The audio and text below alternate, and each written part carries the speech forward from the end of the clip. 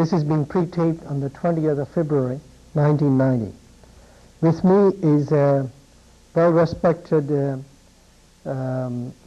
professor of political science from Dalhousie University, and her name is Dr. Elizabeth Borgese, and she received an honorary doctorate in human letters from Mount St. Vincent University, and she teaches political science at Dalhousie University, and she's involved in several national and international projects for the upliftment of people who are not so lucky, right? Yeah. And so one of the first things is to talk about what you do in the field of political science, Dr. Borgese. Well, I teach two courses at the university. One is directly related to this evening's subject, that is on the law of the sea. We call it the politics of the sea because it's in the political science department. But I deal with the United Nations Convention on the Law of the Sea of '82 and all its many, many ramifications and consequences. And the other course that I'm teaching is on a new international economic order. It's on economic international relations. And in both, of course, I deal very much with, well, both north-south and east-west relations. And in both, I deal with much, I deal a lot with the problem of what do you mean by sustainable development?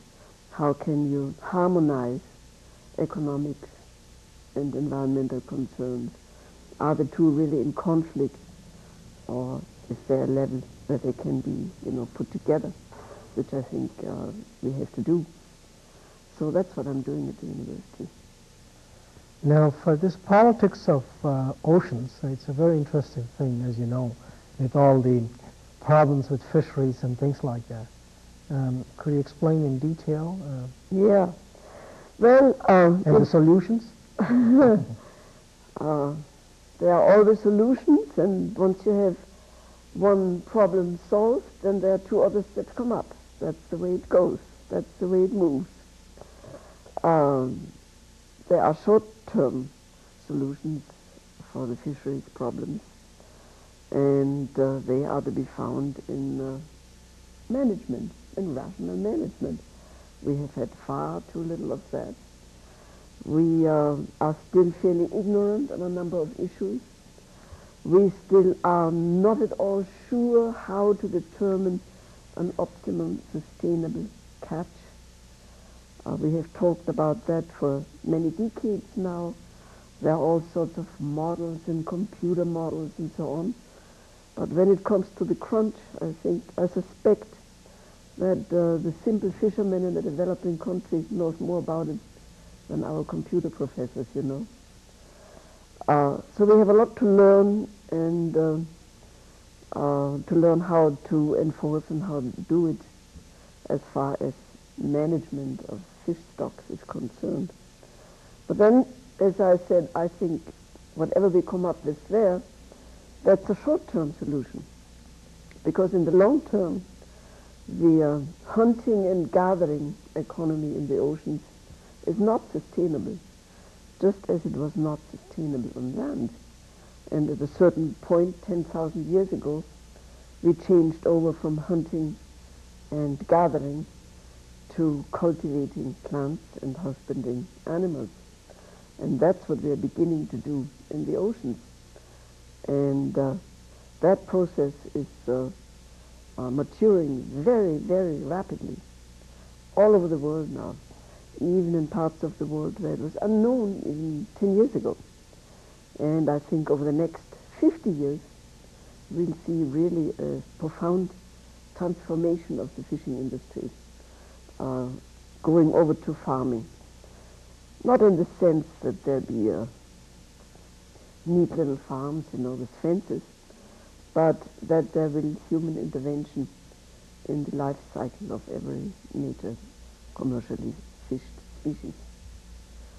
So that, I think, is going to be the long-term solution. Do you expect the ocean's floors to be like farmed and maybe cultured to develop a major fishery? I was told that we have not looked at the ocean floor for the future food production. Yeah. Well, on the deep floor, I don't expect that we would go for food. I think on the deep ocean floor we go for minerals, and that is another growth sector. Increasingly, I mean, mining will be done from the sea floor, to some extent also from the sea water, but mostly from the sea floor, where new discoveries are being made on a continuous basis now. That's very exciting, and together with useful metals like nickel and cobalt and copper and manganese, which we know we can mine from the ocean floor, we increasingly find out that there is gold and platinum and things like that, and there are many experts who think that will really drive the industry. That too is a development that we certainly can look forward to over the next 20 years or so. Mind you, the two things might come into conflict. The mining might cause serious pollution, which might be in the way of developing fisheries and fish farms. Actually, fish farms too might cause some pollution, and we'll have to learn how to handle that.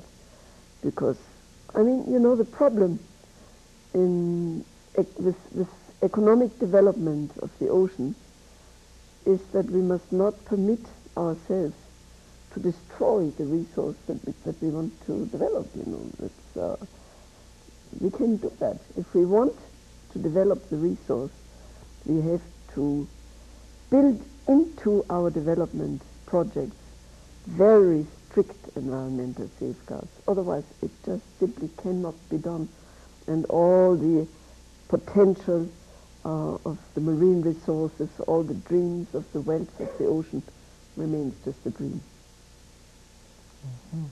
Just like farming, when they farmed without any practices, they lost the fertility of the soils due to loss of topsoil. Yes, it's a you major get problem. Soil erosion and so on, and I mean that's happening all over the world. In Africa, I mean it's tragic what's happening, and of course then you have the famines that we're having these years. It's really tragic.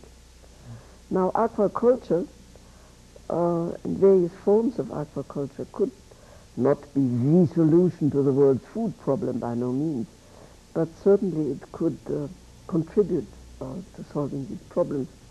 It also could contribute, for instance, to the generation of emergency food stocks.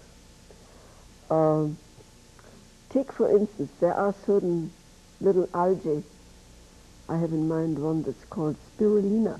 You probably have heard about it, which multiplies at a fantastic rate, doubling, I don't know, twice every day or something like that.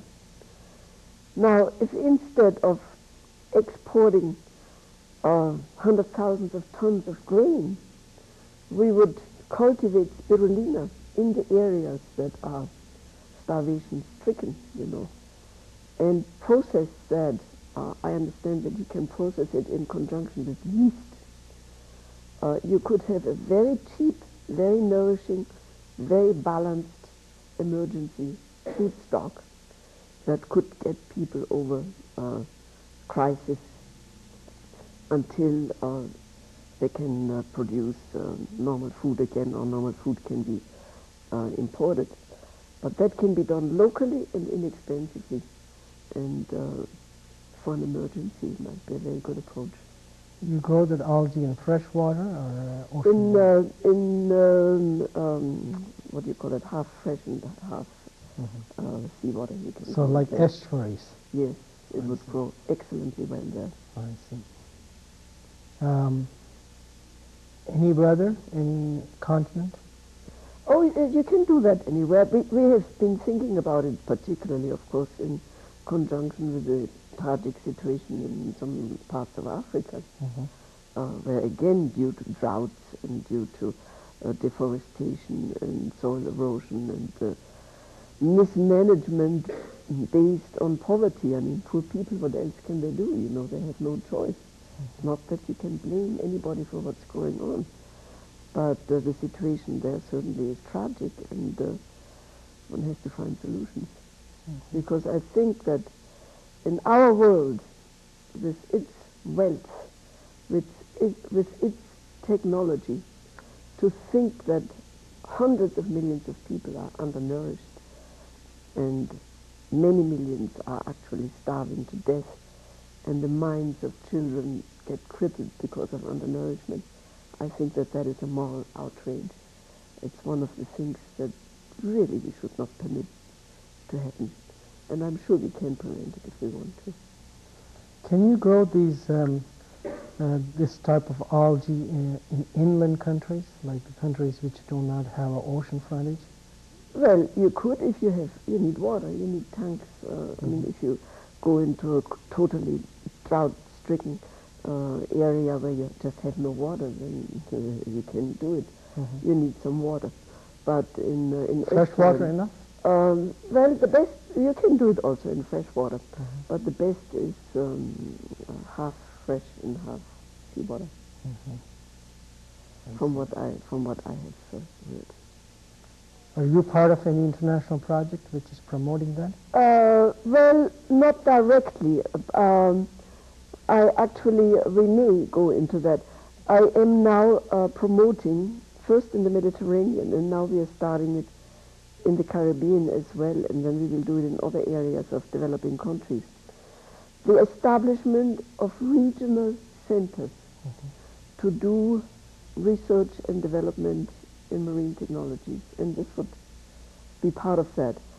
Both in the Mediterranean and in the Caribbean, we do want to deal with various forms of aquaculture, and we might well start a project in that particular area. The purpose of the centers that we are promoting, and we are working with UNIDO, that is the United Nations Industrial Development Organization, and with UNEP, the United Nations Environment Program, and the World Bank.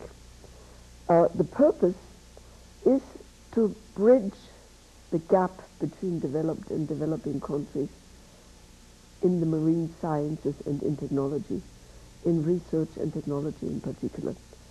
Because, I mean, all the research and development is going on in the industrialized countries, and the research agendas are determined by the interests of the North, and very, very little is going on in developing countries.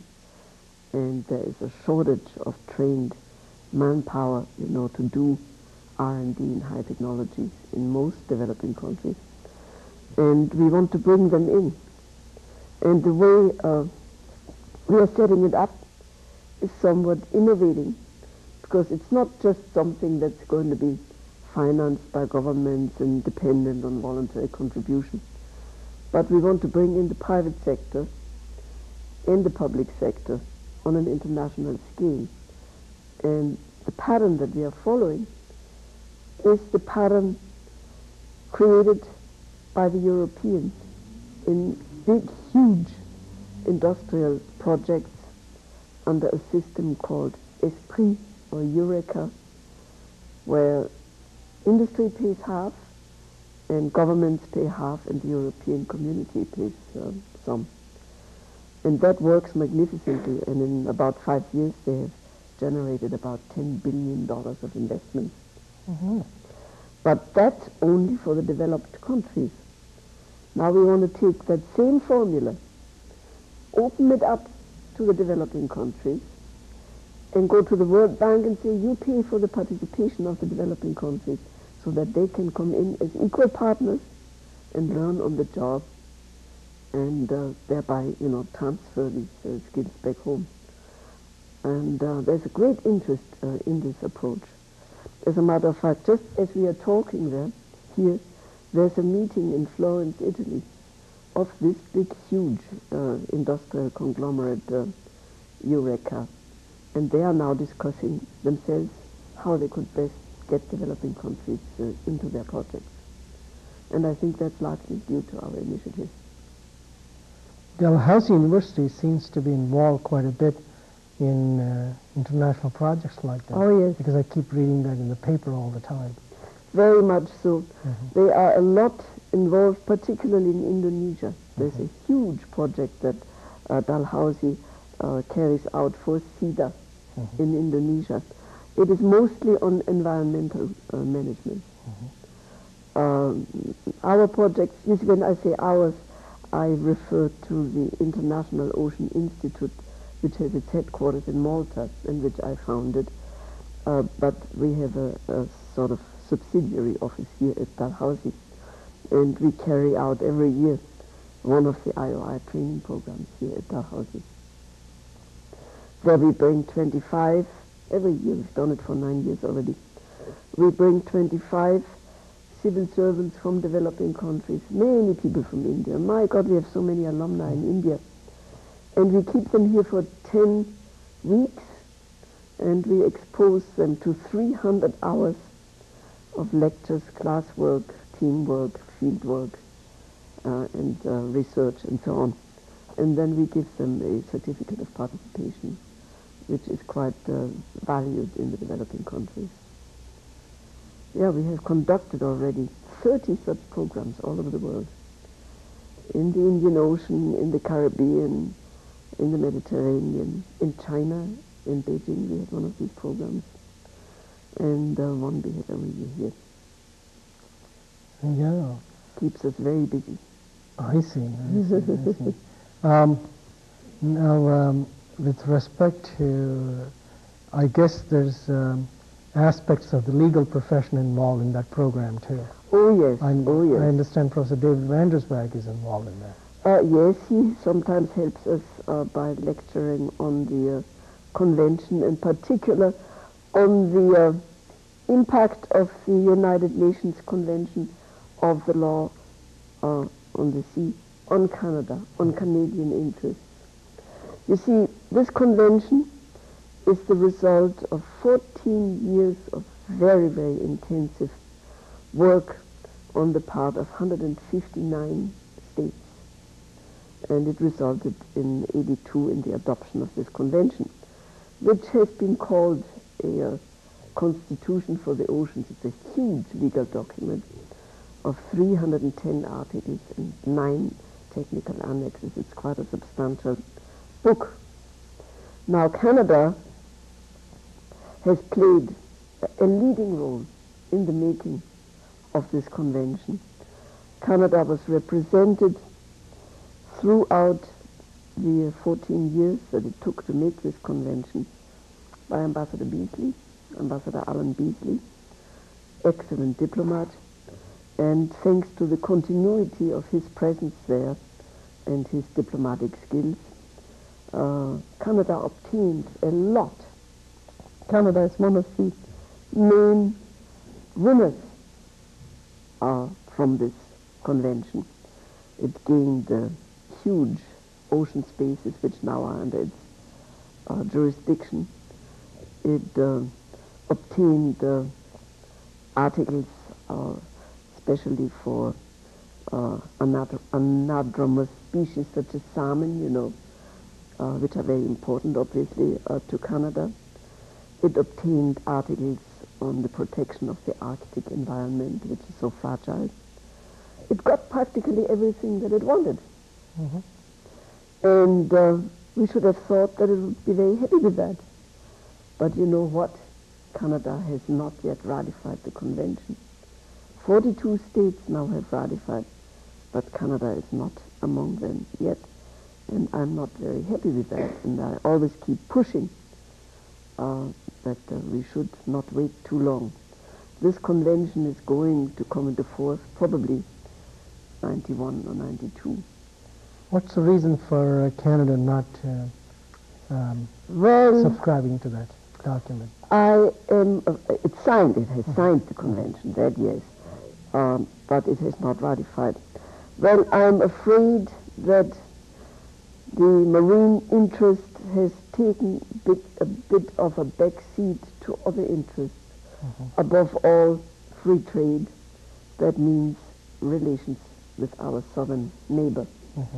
And since the United States, particularly under the Reagan administration, has been boycotted the law of the sea, because things like common heritage of mankind and working with developing countries, that didn't sit well with Mr. Reagan at all. So they pulled out, and they have boycotted the negotiations ever since. And I'm afraid that Canada is a little bit towing to the line of the United States due to, other interests that have to be accommodated. But I hope that that is temporary. As a matter of fact, the United States itself is very likely to change its course. Also because the Bush administration is far more pragmatic than the Reagan administration had been. And if it is convenient for the United States to accede to the convention, the United States undoubtedly will do so. But I would hope that Canada would ratify the convention at least 1 week before the United States joins, because otherwise it doesn't look good at all. Now, the next thing I want to talk about is the fishery of Nova Scotia and the, what do you call this? This is between Nova Scotia and New England. The bank, the George's Bank. Yeah. And I understand there is a freeze put on any kind of oil exploration until a study is done about the... That's right. Are you involved in that?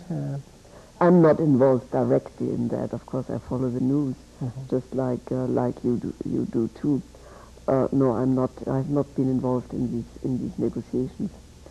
I think it's very healthy that they put a freeze on the oil exploration, because I mean the Georges Bank is one of the most fertile fishing grounds in the world, and oil drilling might cause incidents.